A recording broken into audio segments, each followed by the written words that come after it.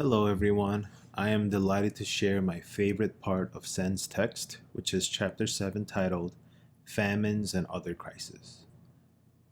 The general overview of the chapter boils down to how famine and hunger are not just related to the amount of food production, but also the overall functioning of the economy. I honestly never gave much thought to the global issue of famine other than donating to charities here and there. But the points Sen was sharing throughout the chapter made me realize how ignorant and irresponsible I was when it comes to learning about crises that are prevalent in all continents around the globe.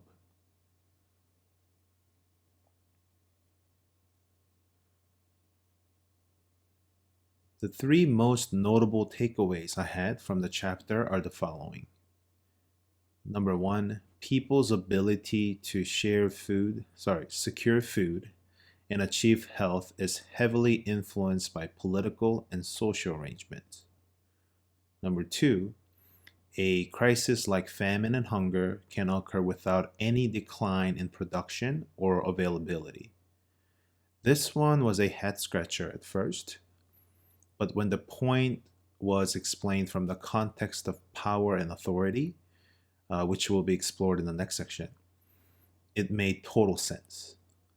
I am not trained to automatically think economics through a political lens or vice versa. However, Sen made this point very clear. The third point particularly interested me as Sen was writing about the two most populous countries in the world. He spoke about the importance of democracy and how the two countries are approaching the issue of government control and the prevention of crisis through political incentives. This impacts the two countries even till this day. These salient points then were explored from the bird's eye view of Sen's text. The first point about political and social arrangements explains sub-Saharan Africa's food shortage problems and other regions around the world.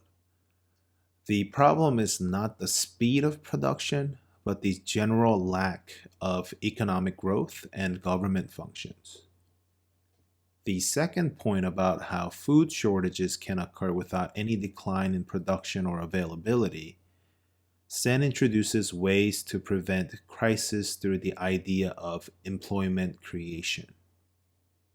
The other side of the coin is explained via the examples of Sudan and Ethiopia through political immunity.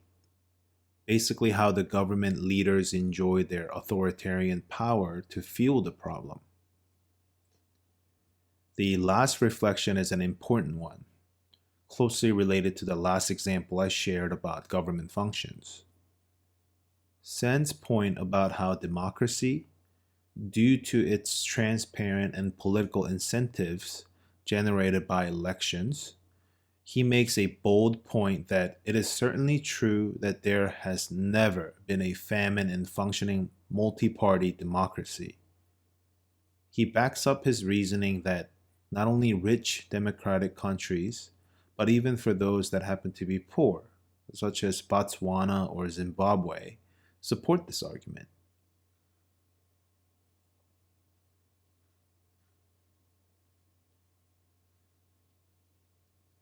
This leads to my last section of the exercise of this reason why the reason why this chapter resonated with me the most.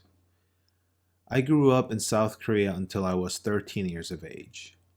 This is more than 4 decades, around 36, 37, 4 decades after actually a post Korean War. While the South was enjoying prosperity, I remember being encouraged, more like voluntold, to bring a bag of rice from home to be collected and be sent to the North by my elementary school. It's interesting because this was a national effort to share our wealth, quote unquote, share our wealth with our neighbors in the North. So please take a look at the photo of the Koreas at night taken by NASA. Look at the contrasting view of the north versus the south. My neighbors live in such darkness that most parts of the country are not even visible from space. And the funny thing is, people in the north are so heavily brainwashed that the script is actually flipped.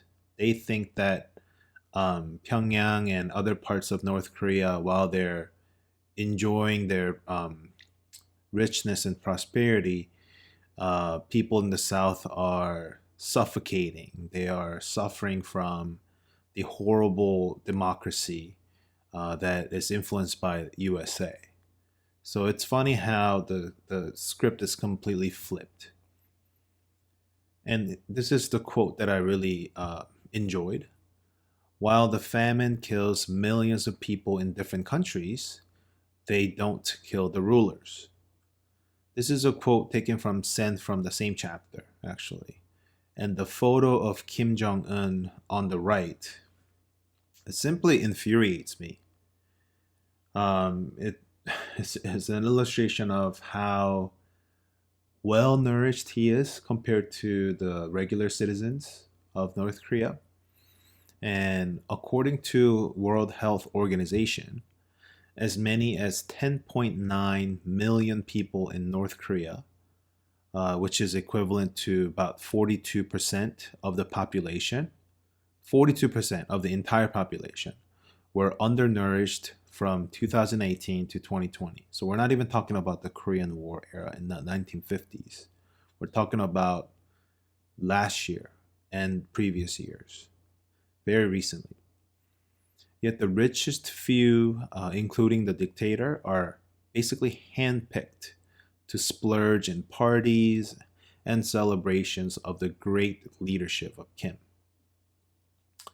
This is why social justice has its place not just in politics, but in disciplines like anthropology, economics, and international education. Until there are choices, not just having alternatives, but potentially better alternatives through positive and substantive freedom, as Sen shares with us, our work is far from being over. Thank you for listening, and I hope everyone has a great start to the week.